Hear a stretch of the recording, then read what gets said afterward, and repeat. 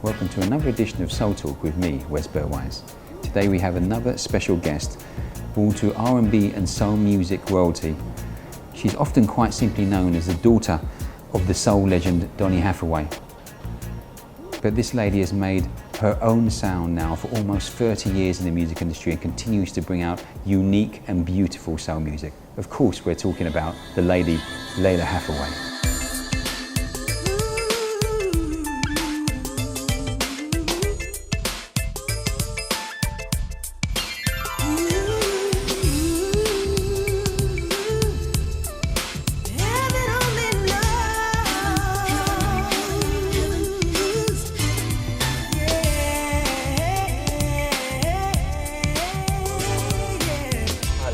So much for coming over. Hi, thanks for having me. It's lovely you've been here. Thank you. So what's the story? Why are you here now? What's happening? I'm here, I'm on tour in the UK. Specifically this week, I'm playing at the Jazz Cafe 2 nights this week. Okay.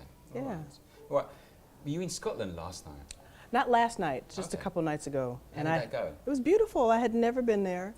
And it's amazing to go someplace so far from home that you've never been to, and have people know the songs. And it's even more amazing for me to have people say, you know, I loved your dad, you know. And so it was beautiful. It was a beautiful experience. So do you find them singing along with the songs and stuff They like that? do, yeah. It's amazing. And music lovers are the same all over the world. In every corner of the world, music lovers know the music that they love.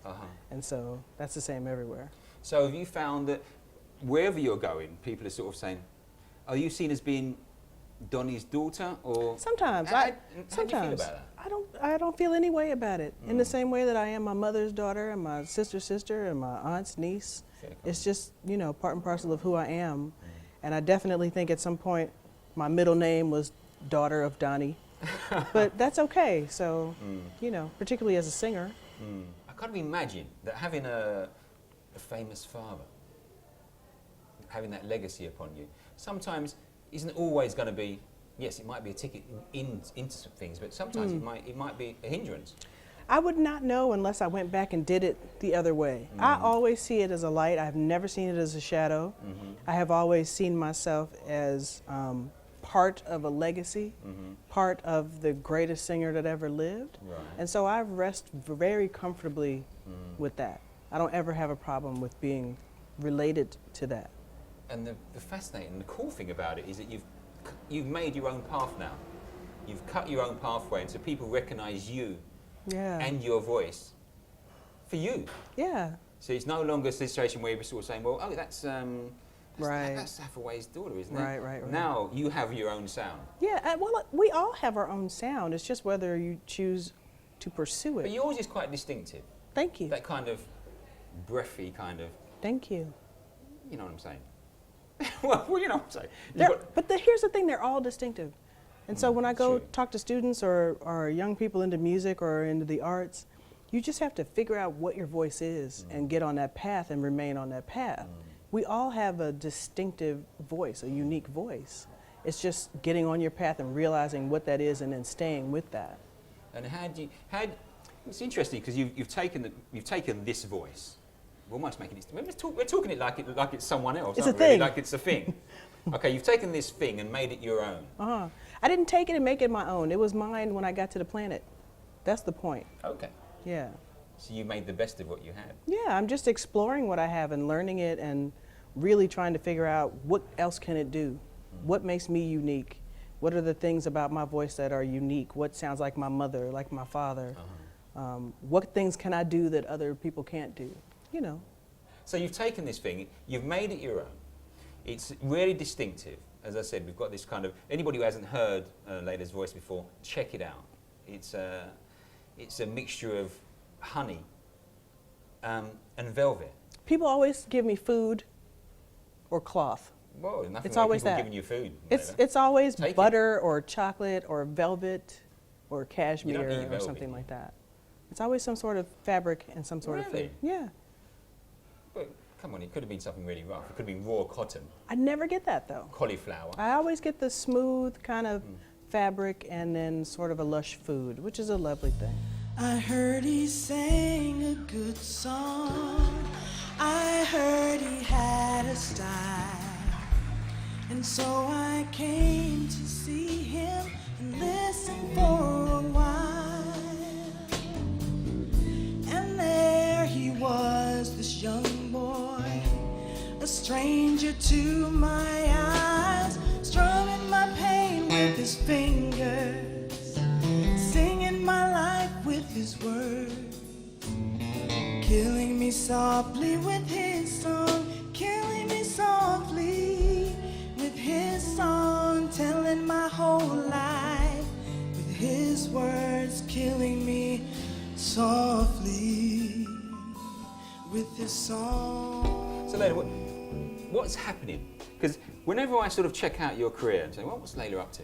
She's always singing with someone else, always collaborating, to use this word now. Tell me about some of the latest collaborations. I feel like putting you on the spot and saying, give me the last 20. But I won't do that. I can't. Or what I'll do is I'll say, give me the last 5. Last 5, I don't know Last in 5 what order. collaborations. I'm on the Robert Glasper record, Esperanza Spalding, Kirk Whalum, Frank Ocean. Did I say Robert Glasper? You said Robert Glasper already, so you've only given us 4 so far. Really? I'm counting. Gerald Albright. It's been a minute. I've been working and working and working and working. I stay on the road. I'm on a Ruben Studdard, on the last Ruben Studdard record. Okay. We're on the road right now. Roberson. On the Eric Roberson record, yes. I'm on a lot of records. It's hard to keep track How of does them that work? all. People just give you a phone call and say, listen, Yeah. you're free and what's going on? We've got this thing. Yeah. And you often go in the studio with them, or is it one of these modern technology times where now we send the track over to you? Yeah, How does it that work? depends. We can do it any number of ways. I can go in the studio. I've done some records like that with Kenny Lattimore or someone, or Ruben Studdard, or they send a track and say, do you want to write to it and sing on it? It just depends on who the people are and what the project is and what the song is. Which do you prefer? Do you I prefer don't have being a in the preference. studio and singing opposite someone, or I do not have a preference. It depends on the song and the person and the mode. You know, some nights I'd like to spend a few hours with someone really getting it perfect. And other nights I'd like to spend 20 minutes getting it perfect by myself, you know. So it really just depends on the mood. don't you find though that you miss the chemistry of being in the same studio with someone whilst you Not don't miss always, that? no.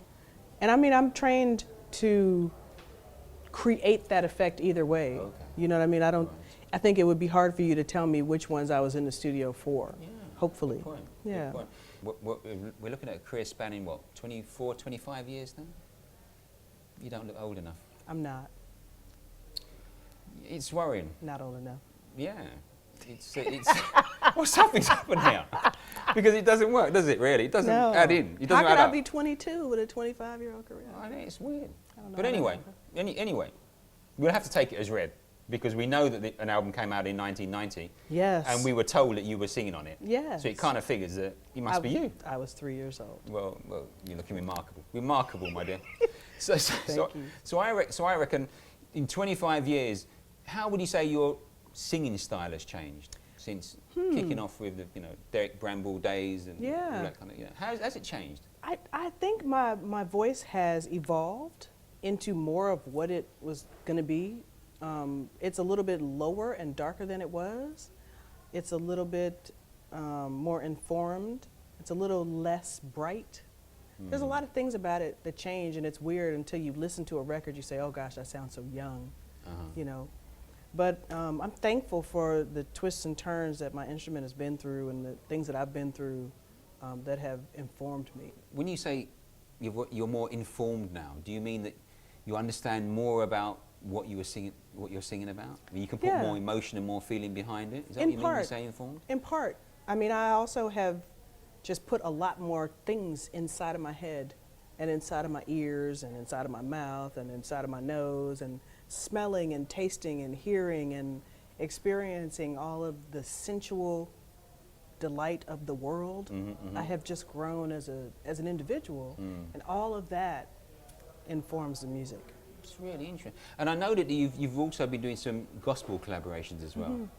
I forgot all about those. Well, I'm here to remind you. Thank you. I'm here to remind you. Someone's Yes. got to do it. So I've noticed that you're doing the sort of gospel collaborations, and I'm thinking, do you feel more informed on that side as well, on the spiritual side? Absolutely. And just listening and growing and embracing sort of a spiritual side of myself, being able to work with the greats in that field as well, like Richard Smallwood and Donald Lawrence, Zacardi Cortez and John P. Key. And I'm not a gospel artist, but I do get a lot of love in that field. Yeah, just I really think of myself as a musician for hire, in a way. I have a solo career as well, and I'm an artist, but I'm a musician first. You're like a musical mercenary, aren't you, really? Just, really? Mercenary? Whoa. What do you feel? Mercenary? No. I'm Sort just a sort musician. of a voice for hire. Yeah, I mean, I'm out there doing it and having fun and really expanding my vocabulary in terms of music. Oh boy, what you tryna do to me? Come and knock me off my feet. With one touch, your love makes my soul complete.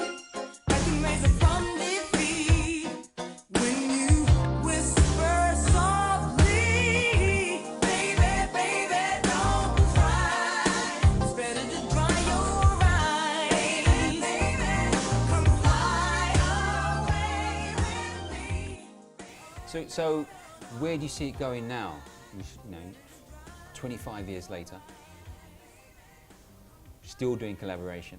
Yeah. Anything fresh coming out? Getting ready to do a live record, because I think that's really where I am the most expressive for people. And what will that be called? The live record? Lalah Hathaway Live. Oh, so it's you Yeah. haven't put much thought into this one then? Not much. Just Lalah Hathaway live. You know, I grew up with Donny Hathaway Live, and the experience of that record really shaped how I interpreted a live performance with the audience and the feel of the room, and almost being able to, even though there's no video for that performance, being able to visualize the people really into it.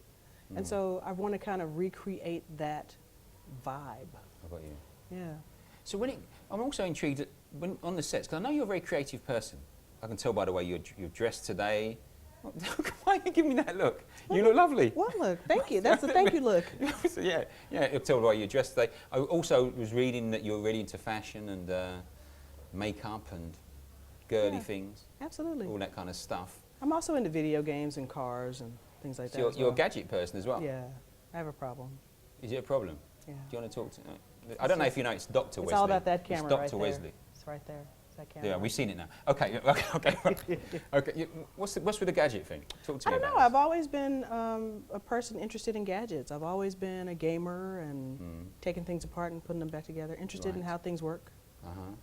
So, and that goes from cars to cameras to computer games? Are you? Yeah. I'm an actual like Xbox, PS3, Wii. When do you find the time to do the computer games? Because you're touring, is it like on the bus and stuff like that? I mean, what goes on? Or when I'm home, it's a great way to unwind and relax. Okay. I would never have put you down as a geek. Yeah, I'm kind of geeky. That's true. I'm a huge like internet person. I'm on the internet all the time. Okay. I started my website in 1998, which was really like Twitter and Facebook before there was Twitter and Facebook. Is it kind of a blog kind of thing? you were Yeah, doing and then? blog and message board, and I was able to meet a lot of people from here Right. and different parts of the world that I'm still friends with, that still come see me play. That's fantastic. So can we use the word pioneer? Yeah, You were a let's. blogging pioneer. Let's. Back in 98. So to keep it real and true, I'ma do what I'ma do. Best to do the same thing too. Right now it's time to move. I refuse to lay upon in your love game. Na, na, na, na, na, na. I'm sitting here with someone who is being nominated for Grammys more times than I've had meals today. What? How many times are you nominated for Grammys? Officially 3, but last year I was on 3 records that won. So you've been on records that have won, but they're not my records. They're not your records, Right. which kind of bittersweet feeling there. Not bitter at all. And all the times you've officially been nominated Of is my 3 own times. songs, right? Three times. And then last year you finally won. Yes. So you must be feeling like, what's that phrase? Always a bridesmaid, but never a bride. I mean, no, I don't feel that way. so at you were going all. along. Were you getting Yeah. dressed up? No. Tell me how you felt about There's this. none of this type of angst. No, not at all. But I would think I've been involved in some award ceremonies before where they'll say, come along and, you know, you may or may not win. And you truly don't know whether you're going to win or not. Correct. So you do get dressed up. Yeah. Well, you get... And you know, you do, as much as you try and be cool about it, right. you really want to hear your name, don't you? What really? they say is real. To be nominated is so awesome that you're really not thinking about it until you lose. So when you're in a category with all the Beyonce and Alicia Keys and all them, it's like, wow, my peers have recognized me in such a way. And you get nominated like in October, and you have until February to live it up. Right. And just coast on the being nominated, which is beautiful. And it's all good until you lose. And that's pain. It's a pain, but it lasts like a second. It lasts a second because doesn't it last until you get home and you've taken your clothes off? I mean, yes, basically, until the spanks come off. Yeah. You really feel really good about that nomination, and you feel just to be included in the number, for me, has been really special every time. To win has been icing on the cake. Because I'm confident about what I do, because I have passion about what I do, because I love what I do, a Grammy is like a little cherry on top of a cake. Because I don't want for respect in my industry. I feel respected, I feel loved, I know that the people that get it really get it. So a Grammy is just a little piece on top of that. Well, I think it's most humble of you, but you still hate it when they don't call your name out. Yeah, it sucks. When Yeah, they don't thank call you. your Yeah, I name. thought you'd agree with me in the end. Just for that second, yeah, it's like exactly. a little No, sting, I like, thought that's what he was going to say. Ooh, it's something. You and I have something. I don't want to lose this fun thing when you can see that you and I have something in common. I can't believe we've been so blind. Looks like we've wasted so much time. There's not a note that rings untrue. Said when I'm with you. Looking in the future now, is there artists at the moment, R&B, pop, etc., who you think, Yeah. you know what, they're kind of doing things which excite me, which interest me? Yeah. Give me some names of people you kind of think, you know, who you Okay. admire and you're thinking, Here's the two names that I've been saying since 1995. Okay. Pharrell and Timbaland. I really want to work with both of those guys. I love what they do from the front, from all the way back there to where they are now. And I've watched them evolve as musicians, and I'd love to see what we could create. Yeah. So those are They're two. doing some wonderful things, aren't Yeah, absolutely. they? Yeah, just musically. You know, Absolutely. yeah, definitely. They've been great all the time, and they've learned the code. They've cracked the code how to be really musical and how to be really commercial, and that's not an easy. Can you imagine what kind of stuff you would do with Pharrell? Yeah, Give me an idea. What you know, when you sort of really. go on, give me an idea. It would be interesting. I think that I think his harmonic sensibility fits with mine. We both really love major 7 chords and sharp 11s and 13. Is that what you mean by tell me what you would do? You can go whichever direction you want to go. You can go down the you can go down your sharps and your majors and your harmonics, or you can say, well, actually, I love the way he writes verses. I really do love his Whichever way you writing want to go, it's style, fine and by I me. think that I could. I think that he and I could learn from each other musically. I think it'd be fun. And I've just thought of another question. Do you think I can ask it? Yeah. It's about the charity which you're involved in. I was an ambassador for the Susan G. Komen Foundation for the Cure for Right, Breast Cancer. right. And it was a really special initiative aimed particularly at African American females, because we are the last in America to be diagnosed and the first to die, just because of a lot of reasons, socioeconomic reasons and educational reasons.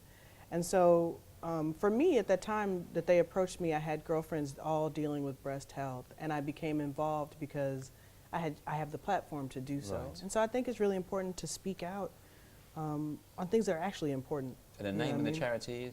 It's the Susan G. Komen Foundation for the Cure. Okay. And that particular piece was called Circle of Promise. And I Right. don't know if they even still have that going, but it's still important. I still talk about it. I still deal with it in shows and go talk to women about it. If I said for you to describe what real soul music means to you, someone says to you, someone met you on the street and they said, well, and you said, well, actually, I'm a soul singer. Yeah. And they said, well, sorry, I don't, explain that to me. What does soul mean? What does it mean to you? It's hard. That's a hard thing to describe, because It's like asking somebody, so what does coffee taste like? But imagine if I was in a country I'd never heard soul music before, and I'm considering spending my hard-earned shekels to come along and see you, and I want you to sell this. How would you describe this, the kind of music which you do? Yeah. It's hard to describe. I would tell somebody that really doesn't know anything about it, I would first say it's soul music, but I would second say that it's music that will touch your soul. You can't have an expectation of what it will be, but my hope is that you come and you leave transported into any place in your life that you want to be. I want you to leave and feel like you've seen something great. And you may not even know what it is that you saw.